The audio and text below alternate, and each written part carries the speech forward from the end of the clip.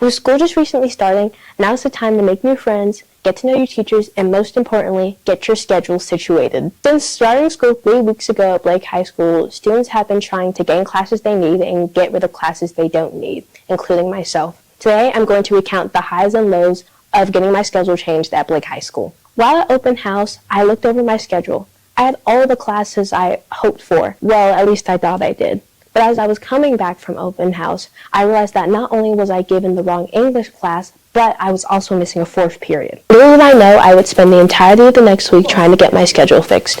On Monday and Tuesday, I went to the library with little to no direction on where to get my schedule changed. Even when asking the direct question, do you know where I can make schedule changes?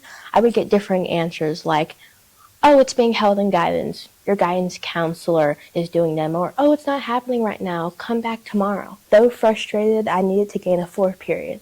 So on Wednesday during my homeroom, I went to the library and was immediately bombarded by a rude staff member who, instead of trying to help me, was upset with me being there in the first place, even after telling her I had a missing period. I proceeded to wait 2 hours to see my guidance counselor just for her to tell me that she actually wasn't doing any schedule changes.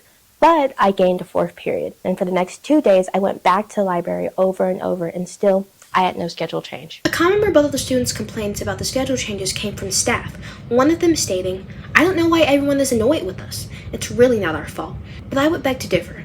It was brought to the attention of students that schedules were generated by AI, causing students to have classes they've already completed or classes they've never even asked for. A magnet student that I was in line with shared how she didn't need a math class during the day due to dual enrollment, and when stating that to a staff member who had previously stated that magnet students were a top priority, she was still sent back to class. There were students who didn't even have a schedule, and even they were not being assisted. In the end, it must have been pretty overwhelming for the staff to deal with an influx of students who needed a large amount of schedule changes or just a schedule in general. If they chose to use this AI software or perhaps they were forced to use it, either way, it still doesn't justify the treatment other students and I received when we were just simply trying to get our schedules changed before the first week of teaching.